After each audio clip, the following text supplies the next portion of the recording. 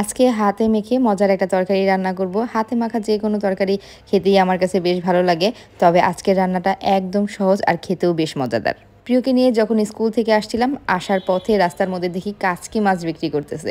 কাচকি মাছ খাওয়া হয় না অনেক দিন, এটা বাছা টাছা আমার কাছে বেশ যন্ত্রণার মনে হয়, এই জন্য আসলে আনাও হয় না, রান্নাও করা হয় না। তো আজকে দেখলাম মাছগুলো একদম ফ্রেশ, এটা দেখে ভাবলাম এটা আর মিস করা যায় না। কাচকি মাছ দিয়ে দুইটা রান্না আমার কাছে ভালো লাগে, একটা হচ্ছে কাচকি মাছের চরচড়ি আর একটা হচ্ছে কাচকি মাছের টক।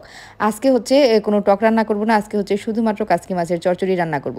আর কাচকি মাছ ভালো করে বাছতে হয়, একবার বাছা হয়েছে এটাকে আবার বাছতে হবে।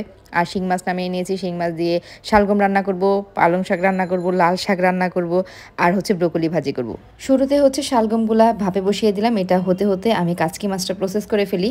কাচকি মাছ রান্নার জন্য এখানে পেঁয়াজ নিয়ে নিয়েছি, এরপরে হচ্ছে দিয়ে দিলাম হলুদ গুঁড়া, এরপরে দিয়ে দিলাম হচ্ছে মরিচের গুঁড়া, এরপরে দিয়ে দিলাম সামান্য ধনিয়ার গুঁড়া, আর হচ্ছে স্বাদ মতো লবণ, আর দিয়ে দিলাম রসুন বাটা।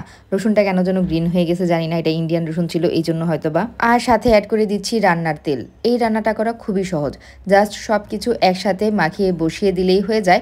কিন্তু এইগুলা হচ্ছে সব ইনগ্রিডিয়েন্টসগুলো একসাথে বেশ ভালোভাবে মাখাতে হয়। আমি হচ্ছে তেল দিয়ে সব মশলাগুলোকে পেঁয়াজের সাথে বেশ ভালোভাবে হাতে কষলে মাখিয়ে নিচ্ছি।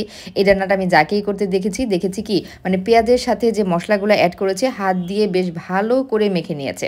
এটা কিন্তু মাছ অ্যাড করার আগেই বেশ ভালো করে মাখতে হবে, মাছ অ্যাড করলে কিন্তু এটার অবস্থা খারাপ হয়ে যাবে এইভাবে মাখলে। তো মাছটা দিয়ে আর এইভাবে মাখামাখি করা যাবে না। সব শেষে কাঁচামরিচ ফলি করে অ্যাড করে দিলাম। এখন হচ্ছে মাছটাকে অ্যাড করব, মাছটাকে আবার ধুয়ে টুয়ে পানি ঝরিয়ে নিয়েছিলাম। এখন হচ্ছে এই বাছা মাছগুলা অ্যাড করে দিচ্ছি। মাছগুলাকে খুব আলতো হাতে নেড়ে পেঁয়াজের সাথে অ্যাড করতে হবে, খেয়াল রাখতে হবে মাছগুলা যেন ভেঙে না যায়। এখন হচ্ছে এটার উপরে আমি টমেটো কুচিগুলা দিয়ে দিচ্ছি, টমেটোটা আরেকটু কুচি হলে ভালো হতো।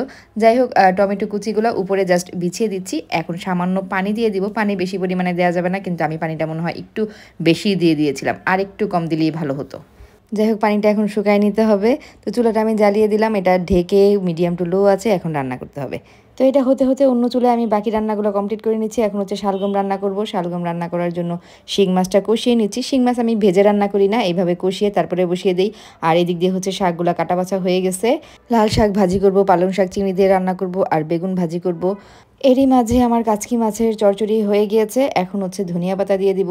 এই রান্নার মূল মজাটাই হচ্ছে ধনিয়া পাতাতে, ধনিয়া পাতা না দিলে এটার ফ্লেভারটাই আসে না। তো এই তো রান্না কমপ্লিট, একদম ঝামেলাহীন রান্না। কাচকি মাছটা অনেক দিন পর আমি রান্না করলাম। আর এটা খাবারের সময় অবশ্যই লেবু নিতে হবে।